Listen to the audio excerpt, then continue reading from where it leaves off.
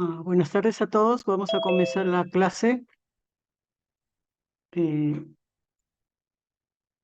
esta oportunidad voy a hablar sobre manejo integral del niño y adolescente con habilidades diferentes. ¿A qué se refiere este manejo integral del niño y adolescente con habilidades diferentes? Que es la posibilidad de otorgar a las personas con discapacidad la oportunidad de desarrollar su independencia y autodeterminación, facilitando su inclusión e integración social. En lo que es discapacidad, incluye a niños con necesidades especiales en los cuidados de la salud.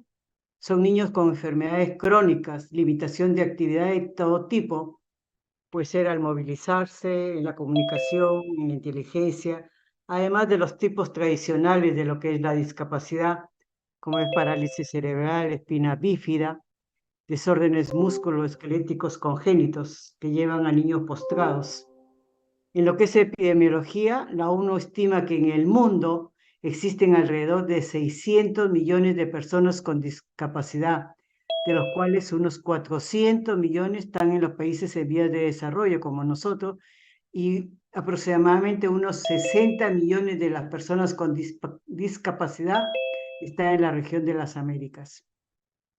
Los niños con discapacidad representan, o las personas con discapacidad representan el 10% de la población general, y se considera que la discapacidad tiene una repercusión sobre el 25% de la población total, porque hay que considerar que no solo afecta a la persona que sufre, sino a aquellos que la cuidan, la familia, la comunidad. O sea, son varias las personas que intervienen. Cuando uno habla de manejo integral de niños con discapacidad, las más frecuentes son alteraciones en el desarrollo y discapacidad intelectual. Para ver estos problemas, primero tenemos que referirnos a lo que se llama trastornos en el neurodesarrollo. El DSM-5 considera como trastornos en el neurodesarrollo a los pacientes que tienen discapacidad intelectual, a los pacientes que tienen trastornos en la comunicación, pacientes con trastorno de espectro autista, que cada vez hay mayor cantidad de niños diagnosticados, así como trastornos en el déficit de atención e hiperactividad, trastornos específicos del lenguaje y trastornos motores. En estos trastornos intervienen no solo factores biológicos que se refieren básicamente a factores genéticos, sino también a factores psicológicos como es la pobreza, la negligencia, que tienen mucho que ver en estos problemas de retardo en el desarrollo. Pero estos pacientes que tienen problemas en el desarrollo, retardo en el desarrollo, hay siempre que ver qué riesgo neurológico han tenido, ¿no? Para eso es importante saber qué antecedentes prenatales tienen estos pacientes, perinatales y postnatales. Hay riesgo neurológico si el niño nace con un peso menos de 1500 o menor de 32 semanas de gestación, si es que nace con un arca de 3 al minuto, si es que tiene problemas en el periodo neonatal con hiperbilirrubinemia, famoso kernicterus, que tiene problemas, secuelas neurológicas, convulsiones, meningitis, malformaciones congénitas, errores innatos del metabolismo, cromosopatías, madres con enfermedad mental, consumo de drogas, infecciones, ¿no? En el embarazo sobre todo, y hermano con patología neurológica. Todo esto es un riesgo neurológico para niños que posteriormente hacen retardo del desarrollo. Entonces, cuando uno evalúa a estos niños con problemas en el desarrollo, cuando uno evalúa, son tres los objetivos en la evaluación. Un objetivo importante es determinar el nivel de la discapacidad en las áreas más importantes, no del desarrollo, como es el lenguaje, la meta motor, tanto motor grueso como motor fino, sensorial, social y cognitivo. El otro objetivo es determinar la etiología en lo posible, ¿no? Aunque la mayoría quedan como idiopáticos. Y el tercer objetivo es programa de tratamiento, que ese es importantísimo en estos niños con discapacidad. Y es un equipo multidisciplinario, no solo médico, neuropsicológico, hay psicólogo, se necesita un terapista de lenguaje, terapista físico, terapista ocupacional, trabajadores sociales y un soporte de educación especial. Entonces, cuando evalúa a un niño, como en toda historia, uno tiene que comenzar con la anamnesis y ahí hay que preguntar sobre eventos prenatales, ¿no? En el embarazo, sobre todo si hay consumo de drogas, infecciones, enfermedades mentales, eventos perinatales, hipoxias, como hemos dicho, problemas, también historia familiar, si es que hay una historia también de discapacidad intelectual o problemas de retraso en el lenguaje, alteraciones en el sueño, historia de alimentación, cómo ha sido la ganancia de peso y la velocidad de crecimiento, enfermedades crónicas como son el hipo y hipertiroidismo, enfermedades renales, enfermedades metabólicas que tienen tanta importancia, errores innatos del metabolismo, que es importante en pacientes que tienen retardo en el desarrollo, ¿no? Historia de pérdida de las destrezas, ¿no?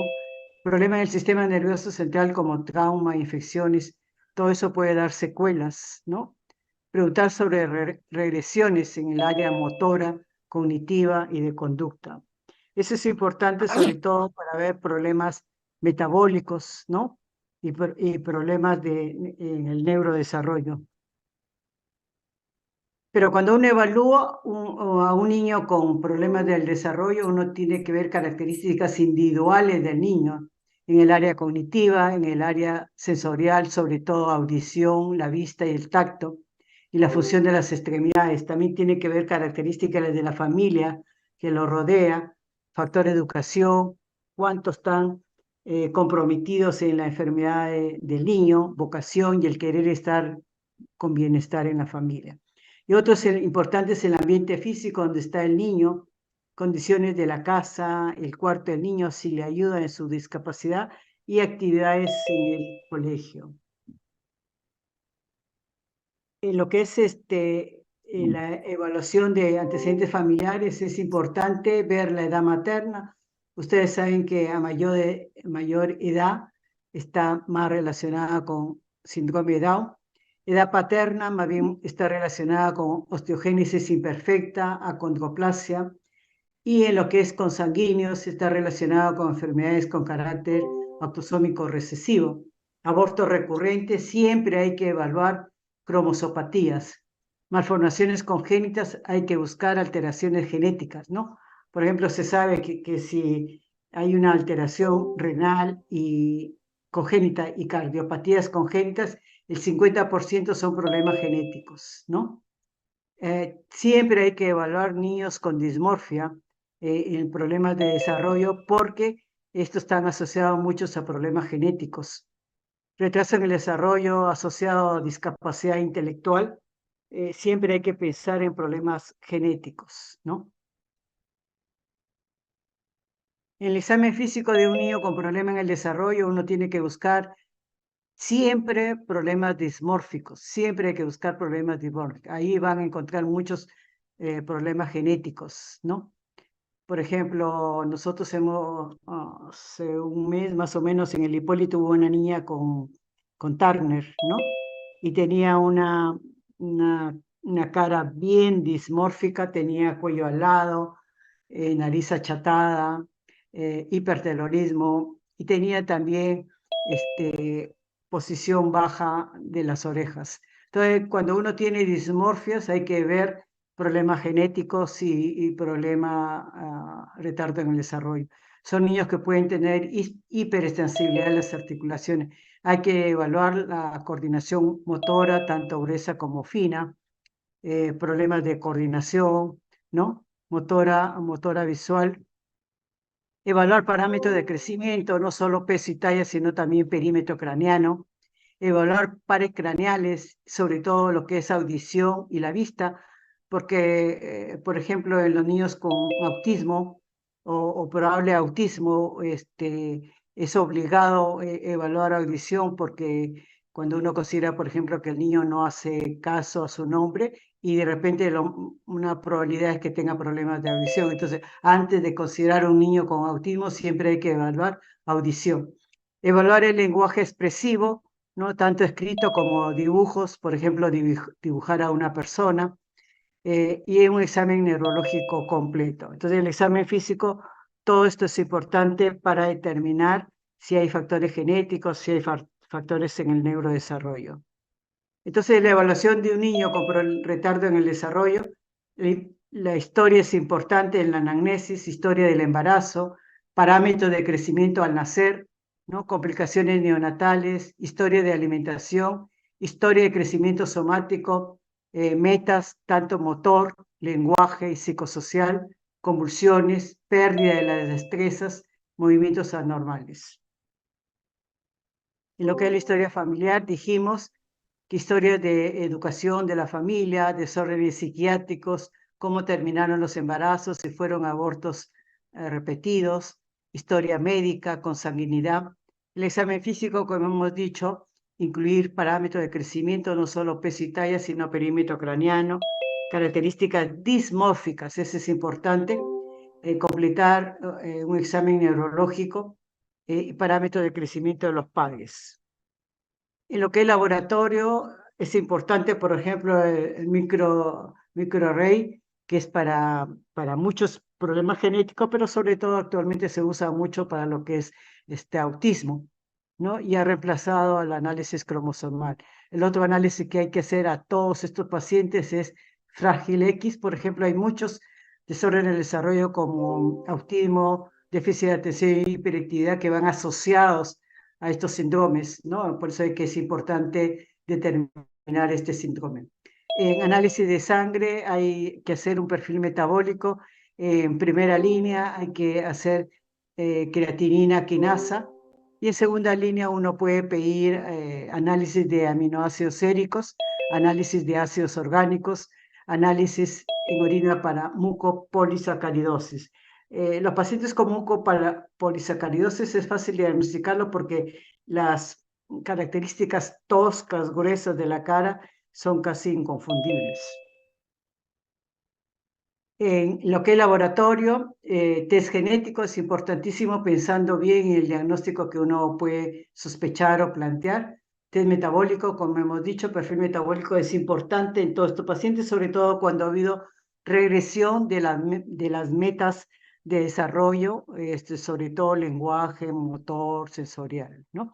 En neuroimágenes, eso depende del examen neurológico que uno haga, y aplicar un test de acuerdo al cuadro clínico. Si uno piensa en discapacidad intelectual, uno tiene que aplicar la escala de inteligencia de Wechsler, y también para hacer el diagnóstico de discapacidad intelectual, no solo el coeficiente de inteligencia, sino que uno tiene que aplicar una escala de conducta adaptativa de Vineland. En lo que es déficit de atención e hiperactividad, hay que aplicar la escala de Van der Lee, y en el caso de desorden de espectro autista hay que aplicar el checklist de M-CHAP. Entonces vamos a pasar a lo que es desorden de déficit de atención e hiperactividad. Este desorden se caracteriza por una triada, que es impulsividad, hiperactividad y déficit de atención. Este es un desorden multifactorial, ¿no? Puede haber uno solo, puede haber una mezcla de dos, ¿no? Tiene un componente genético importante y está relacionado con neurotransmisores tipo dopamina y norepinefrina. ¿Cuáles son los factores de riesgo o factores fuertes? Sexo masculino, factores moderados, historia familiar de déficit de atención y hiperactividad, dificultades de aprendizaje, y factores leves, exposición en el útero al alcohol, nicotina y comorbilidad neurológica. Entonces, en la historia, en la anamnesis, hay que preguntar sobre la historia prenatal, la historia familiar. Hay que preguntar sobre estas características de la enfermedad, impulsividad, si el paciente es difícil de tomar, hacer cola, e hiperactividad, que está muy intranquilo, a menudo habla excesivamente, falta de atención, como dificultad de completar tareas, falta de interés en los detalles, pobre organización. En lo que es el examen físico, evaluar un examen completo, no solo peso y tallas o perímetro craneano, sino un examen neurológico completo. Debe establecerse si es que un retardo en el desarrollo global o solo hay problemas de aprendizaje. Hay que ver si el paciente tiene características dimórficas. Eso es importante el examen físico. Hay que evaluar lo que es la agudeza visual y la audición, importante en estos problemas del desarrollo. En los exámenes, para evaluar a este niño hay que evaluar en más de un solo sitio, o sea, no solo el colegio o la casa, sino en los sitios donde el niño se desarrolla o donde se relaciona, para evaluar los criterios diagnósticos de impulsividad, agresividad, déficit de atención, ¿no? Eh, Otras investigaciones deben ser hechas para descartar otros diagnósticos. El diagnóstico diferencial hay que ver retardo en el desarrollo, dificultad de aprendizaje, de estrés psicológico, o sea, el bullying, abuso, el desorden de desafío oposicional, desórdenes de convulsión, envenenamiento de plomo y frágil X. Entonces, frágil X es importante en todos estos desórdenes porque a veces son también asociados, pero hay que hacer diagnóstico diferencial. Entonces, el déficit de atención e hiperactividad se asocia con desórdenes psiquiátricos, ¿no? Hay el 20% se puede asociar a desórdenes del humor, desórdenes de conducta, igual el 20%. Se asocia al síndrome genético como el síndrome de alcohol fetal. El 50% de los niños con déficit de atención e hiperactividad tendrán síntomas en la adolescencia y de adulto. Hay significante asociación con consumo de drogas, conductas de alto riesgo y criminalidad en la vida posterior, ¿no? Y el 50% desarrolla una enfermedad psiquiátrica cuando son mayores. En lo que es tratamiento, el tratamiento de primera línea es metilfenidato.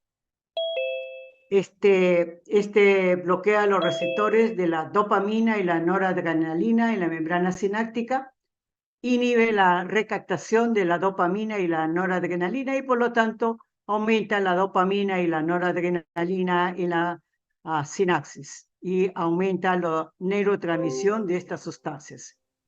Entonces, el metilfenidato es un estimulante del sistema nervioso central, por lo tanto, no se aconseja su uso a no ser que haya fallado el tratamiento no farmacológico, llámese terapia cognitiva conductual, terapia física, terapia ocupacional, terapia del lenguaje. Entonces, los efectos colaterales, como todo estimulante, son ansiedad, temores, insomnio, anorexia, baja de peso, hiperhidrosis, pero la gran mayoría de las mamás se quejan que el niño es bien irritable, que duerme muy poco, que ha bajado de peso y que está siempre con tremores, y el otro problema sería hipertensión, ¿no? Entonces, una vez que se inicia el tratamiento, la presión arterial debe ser chequeada constantemente y detener el tratamiento si hipertensión se desarrolla. Entonces pasamos a desorden de espectro autista. Este tiene también tres criterios diagnósticos: problemas en comunicación social, problemas en el lenguaje y conducta repetitiva, ¿no? En lo que es comunicación o destrezas sociales, el paciente tiene pobre contacto visual, pobre empatía, ¿no? O sea, y falta de juegos imaginativos. Destrezas sociales se han ido perdiendo, ¿no? Entonces, tiene problemas en comunicación social. En lo que es problemas de lenguaje, muchos son, el 30% son no verbales, muchos tienen retardo en hablar, tienen expresión facial muy limitada y tienen lenguaje ecolalia. En conductas repetitivas, ¿no? Por ejemplo, aplauden, están constantemente aplaudiendo, la marcha en la punta de los pies, tienen intereses inusuales, y adherencia a rutinas estrictas o limitadas.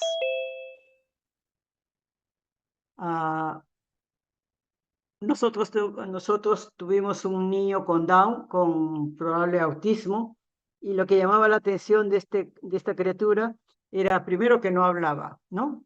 Primero que no hablaba.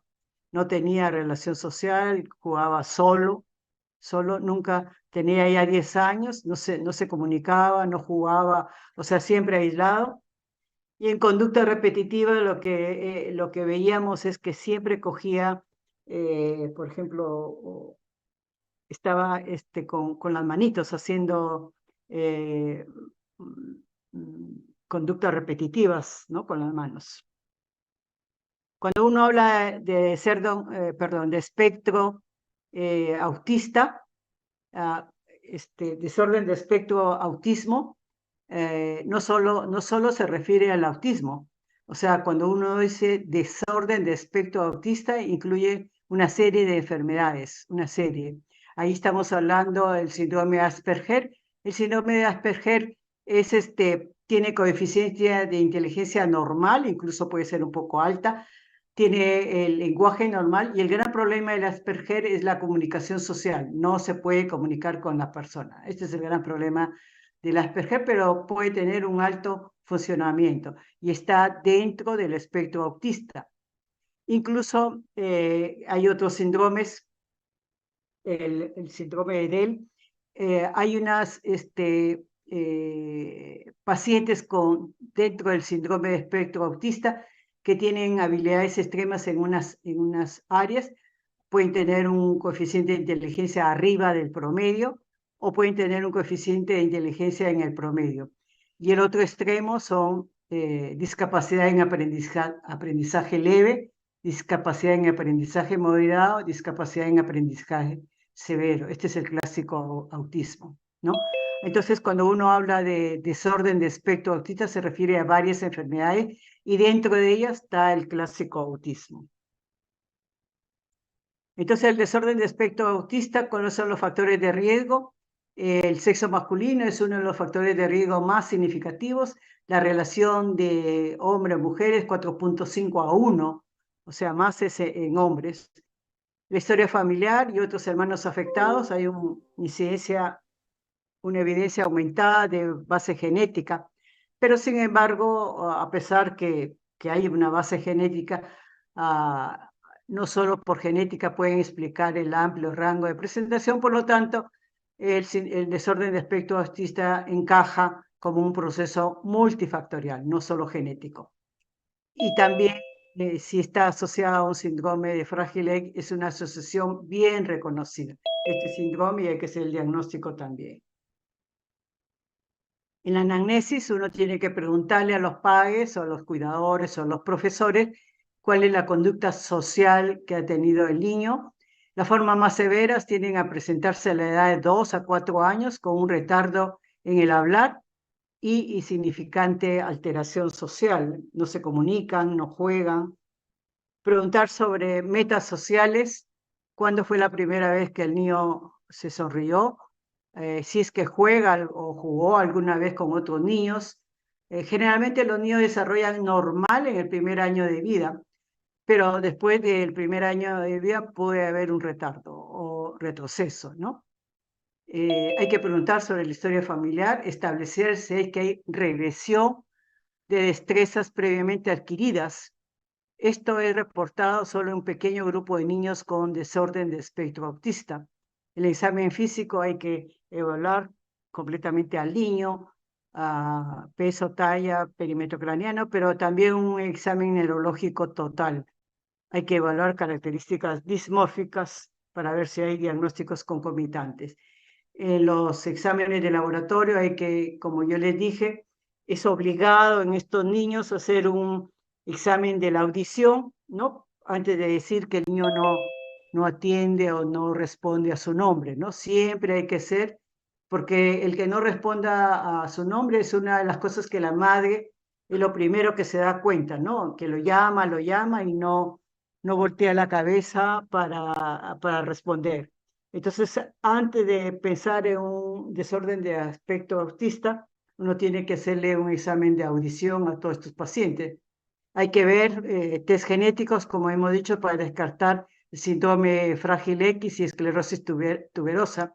Hay que ver perfil metabólico, porque hay condiciones metabólicas, tales como fenilketonuria, pero esto generalmente es excluido con el tamizaje neonatal, ¿no? El diagnóstico es hecho con observación al niño para ver los criterios de diagnóstico, ¿no?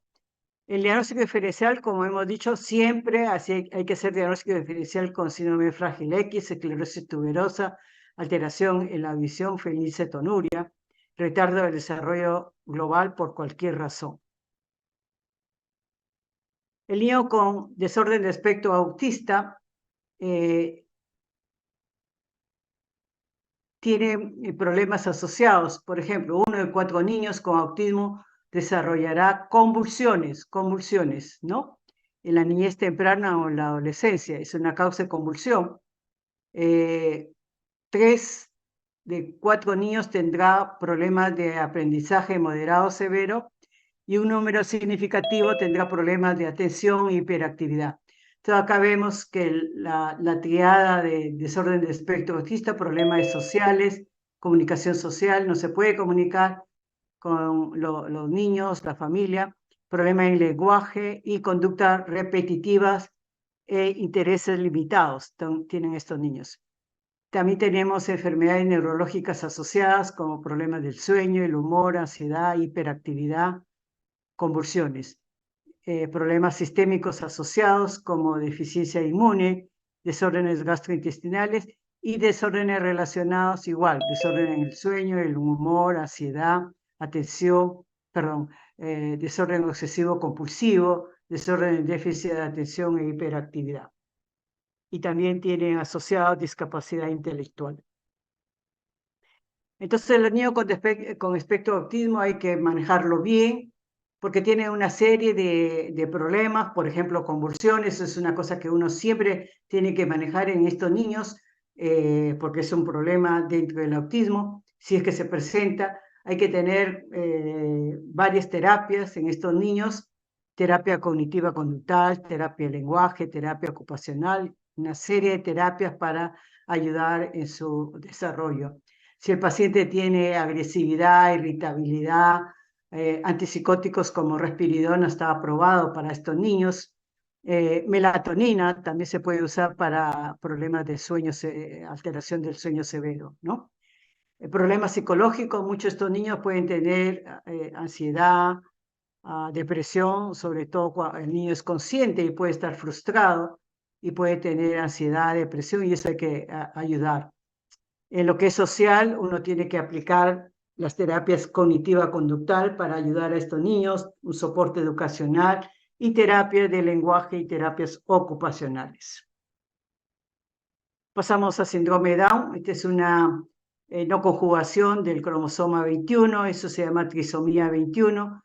Factores de riesgo fuertes, edad materna aumentada, como hemos dicho, que a mayor edad, mayor riesgo de síndrome de Down.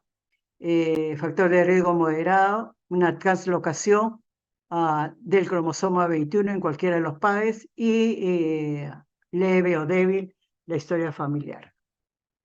Entonces, la historia, a menudo los niños son diagnosticados prenatalmente, porque ahorita hay análisis para hacer de líquido amniótico y uno puede diagnosticar en el embarazo. Si no está diagnosticado, generalmente el niño nace hipotónico, tiene problemas para alimentarse. Otras anomalías, por ejemplo, cicatrices antenatales, eso hay que preguntar. El niño tiene un fenotipo bien característico que es muy fácil de reconocer, ¿no? En los exámenes auxiliares o laboratorio ya hemos dicho que hay un test que es un rápido diagnóstico. Se hace una neocentesis, se estudia el líquido para estos exámenes de laboratorio. Se puede sacar una muestra de microbiosidad coriónica, ¿no? Para ver características de niños con síndrome de Down. Y hay que hacer un estudio de cariotipo de todas maneras, ¿no? Y como yo le decía, en el embarazo puede hacerse uno, en el líquido amniótico puede hacerse estos exámenes, sedosa, alfa-fetoproteína, gonadotropina coriónicas humana y estradiol no conjugado. Esto se usa para clasificar si el embarazo es de alto o bajo riesgo para el síndrome de Down. Es alto riesgo si el niño tiene disminución de alfa-fetoproteínas, tiene aumento de gonadotropina coriónica humana y tiene disminución de estradiol no conjugado. Entonces uno puede saber si el niño viene con alto riesgo de síndrome de Down. Cuando uno tiene un niño con síndrome de Down, uno tiene que preguntar cuándo el diagnóstico fue hecho, recordar que hay gráficas de evaluar peso, talla, perímetro craneano diferentes para los niños con síndrome de Down, ya que ellos son mucho más pequeños que los niños normales o eutróficos, perdón, normales. Hay que buscar cicatrices para ver cirugías previas, por ejemplo, el tórax para ver reparo cardíaco, el abdomen o gastrostomías previas. Acá tenemos un niño con síndrome de Down, el fenotipo, ¿no? El Hipólito Unanue, una criatura ariana que varios grupos que pasaron conmigo lo llevé para que la vean. Una criatura de 8 años que tenía el fenotipo, bueno, clásico de síndrome de Down. Una criatura que la madre no sabía que iban a ser así porque en el embarazo le dijeron que todo estaba bien y cuando nació morada y lo primero que la enfermera le dijo, le enseñó a la criatura y le dijo, señora, ¿sabe lo que tiene su niña? Claro que sé, que está morada, que se está muriendo, le dijo, ¿no? Entonces, porque la mamá lo que le preocupaba es que estaba negra, estaba morada. Entonces, la llevaron y lo que la niña tenía era una persistencia del ductos y un CIB, que fue operada a los 3 meses de edad en San Borja. Y lo que vimos en la criatura cuando ya tenía o tiene 9 años, una cicatriz que iba desde la punta hasta abajo, una cicatriz enorme. Y salió bien de la operación. Entonces, ¿y por qué estaba en el Hipólito en este momento? Porque ella venía de Pucallpa, o nació en Pucallpa, y lo que tenía era ganglios y fiebre. Y en Pucallpa decían que como era un niño con Down, pudiera tener leucemia, que es frecuente en estos niños, ¿no? Fiebre 3 meses y ganglios, y una niña con Down podía ser leucemia. Entonces fue a San Borja, le dijeron que no era nada de leucemia. La mandaron al Hipólito para descartar tuberculosis, lo que tenía era tuberculosis. Entonces el problema de esta niña es que hizo un evento adverso por tratamiento por tuberculosis y es frecuente. Y la otra cosa que hizo esta niña es un problema autoinmune. Tenía una episcleritis que mejoró con corticoides, pero el problema de esta criatura es que hizo un glaucoma por corticoides. Entonces estábamos ahí que tenía que ir al lino, ¿no? Este paciente, y lo vimos en el Hipólito, tenía igual lo que dice acá, tenía nariz achatada, macroglosia, tenía línea simiana bien característica, tenía separación de la hendidura de los pies, de los dedos del pie, pero también puede tener problemas endocrinos. Esta paciente tenía línea simiana, tenía separación, o sea, aberturas entre los dedos de los pies, tenía infección, riesgo de infección aumentada, como esta criatura que tiene TB, ¿no? El otro problema que pueden hacer estos niños es problema hematológico y uno de ellos es leucemia. También puede tener problemas neurológicos como hipotonía. Esta niña ah, se podía sentarse con las piernas totalmente extendidas, ¿no? Una criatura de 8 años. y pueden hacer inicio temprano de Alzheimer. Esta niña nació con tal hipotonía que la tenían que alimentar, ¿no? O sea, despacio, con jeringa. El 10% de los niños pueden tener atresia duodenal o ano imperforado y también problemas cardíacos. El 50% de los niños pueden tener desorden o defecto del septum ventricular o defecto en el septum auriculoventricular, ¿no? Pero esta niña lo que tuvo, o lo que tuvo, porque ya le corrigieron, era una persistencia del ductus. Le dieron ibuprofeno y bajó la cianosis, ¿no? En el periodo neonatal le dieron ibuprofeno, bajó la cianosis y a los 3 meses la operaron en San Borja. Entonces, ¿cuál es el manejo de estos niños? Depende de cada problema que tiene, cada problema específico. Muchos tienen anomalías congénitas, como esta niña, problemas cardíacos, pero también pueden tener problemas gastrointestinales como ano imperforado, atresia duodenal, que son muy temprana en la vida.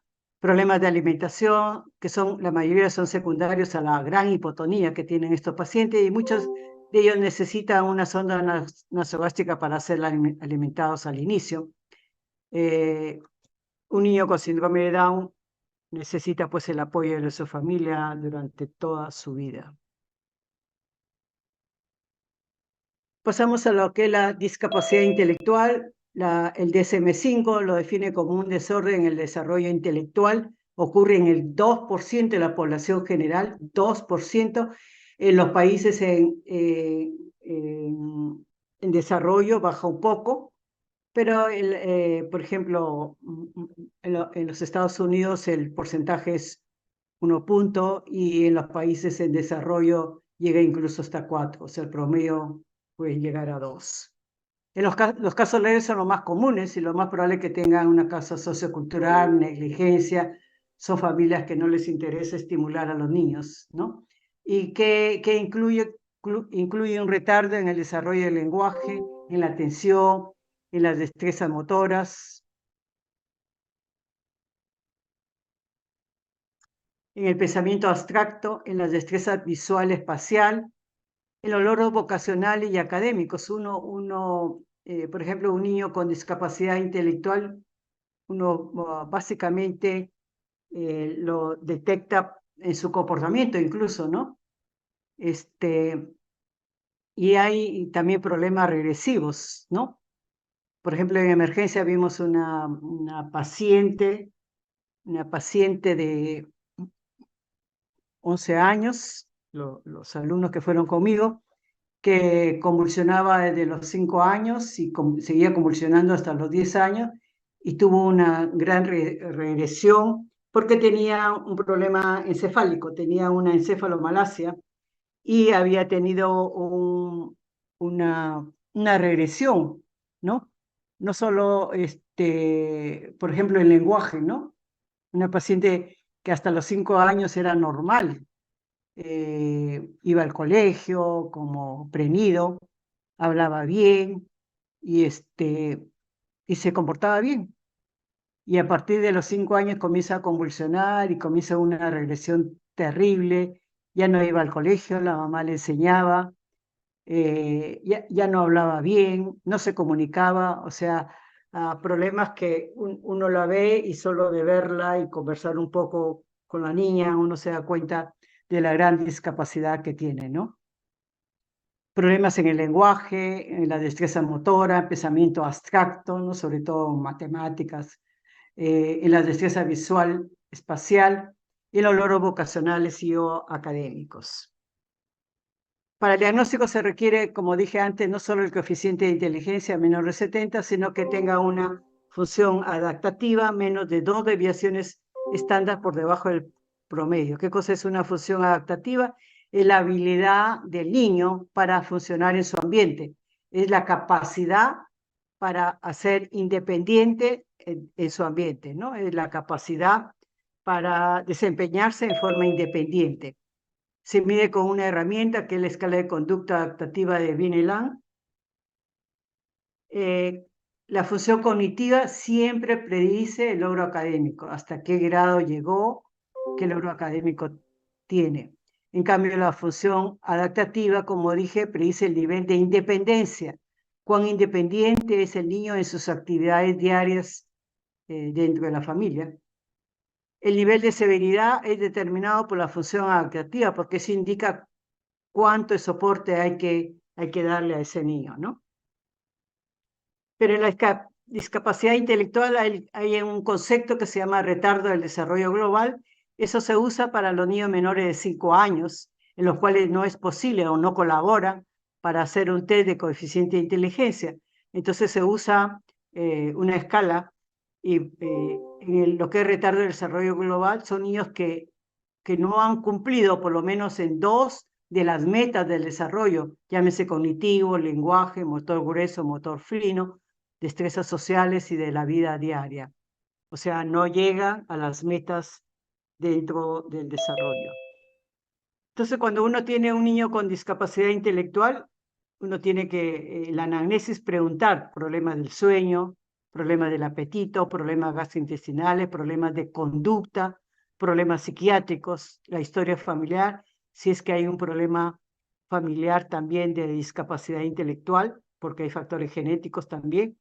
Examen físico, hay que ver peso, talla, pero acá es importante perímetro craneano. Igual buscar características dismórficas. Para los niños menores de 3 años dijimos que no se puede usar la escala de Wechsler, sino que hay que usar la escala de Bailey, y en los mayores de 3 años sí se usa la escala de Wechsler. Hay que hacer una evaluación genética y descartar síndrome de frágil X, en lo cual también hay discapacidad intelectual. Hay que hacer una evaluación de pares craneales, sobre todo visual auditiva, hacer un electroencefalograma si hay que regresión en las destrezas. Eso es importante. Porque si hay una epilepsia, ¿no? Por ejemplo, y da sus secuelas, sobre todo si hay estatus epiléptico mayor de 5 minutos, y puede haber secuelas neurológicas por daño neurológico irreversible, entonces hay que hacer un electroencefalograma en estos pacientes. Hay que hacer neuroimágenes si hay signos neurológicos específicos, y hay que hacer un perfil metabólico en estos pacientes. El 5% de los pacientes con discapacidad intelectual tienen una alteración metabólica, un perfil metabólico, perdón. Entonces, ¿cuáles son las barreras y las facilitaciones en los niños con discapacidad? Las barreras son falta de conocimiento en lo que es las destrezas, temor a fallar, actitudes negativas de los padres, incluso de los profesionales de la salud. Hay pobre conocimiento de las conductas saludables en los padres, hay estrés en la familia, hay fatiga, falta de iniciativa, incapacidad para controlar conductas, limitaciones económicas. En lo que es las facilitaciones, es importante la educación y conocimiento sobre conductas saludables. Hay que ingresar a los niños para que tomen decisiones, promoción de actividades para la rehabilitación, soporte familiar, deseo de ser activo.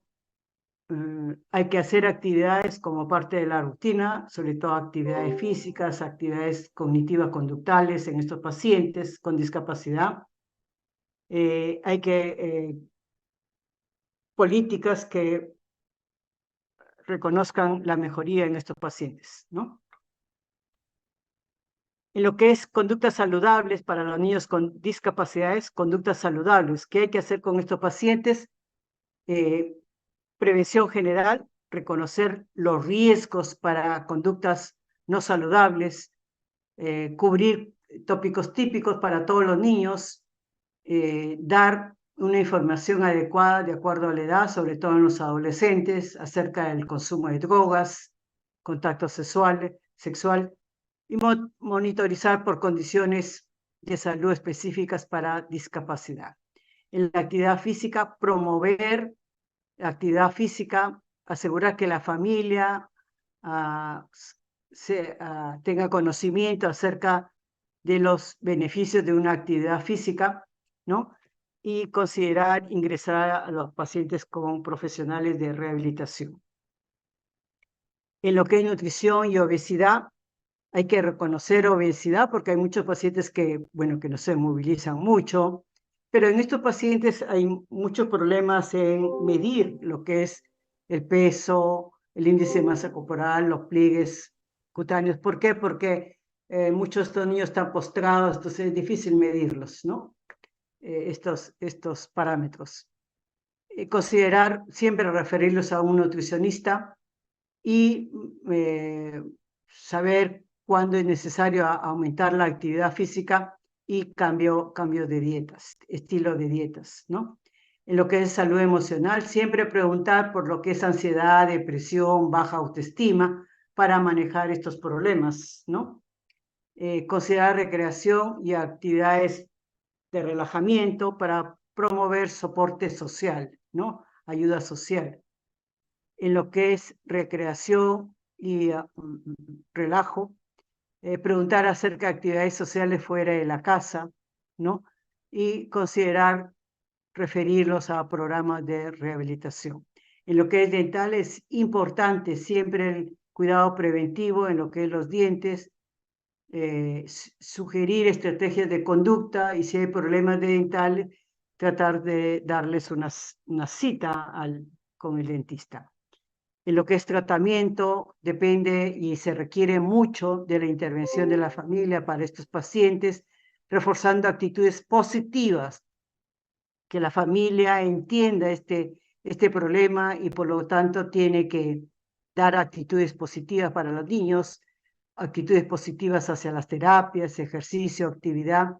Es importante la intervención no solo de la familia, sino de los profesores, la comunidad, así como los que proporcionan la rehabilitación. Entonces el tratamiento es multifactorial, no solo el médico, no solo el pediatra, sino terapia física sensorial, terapia física motora, el profesor, el psicólogo, el psiquiatra, el neuropediatra, la asistente social y problemas de audición. Entonces, este es un problema multifactorial y como siendo multifactorial requiere la participación de muchas actividades, de muchas profesiones, ¿no? Creo que es la última. ¿Ok? ¿Alguna pregunta?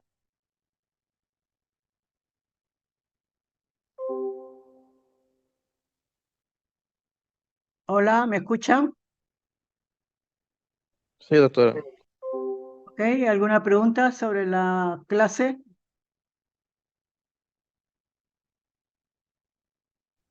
Todo claro, doctora. Ninguna ¿Ok? pregunta, doctora. Ya, nos vemos. Gracias, doctora. Ya, nos vemos. Hasta luego, doctora. Gracias. Ya.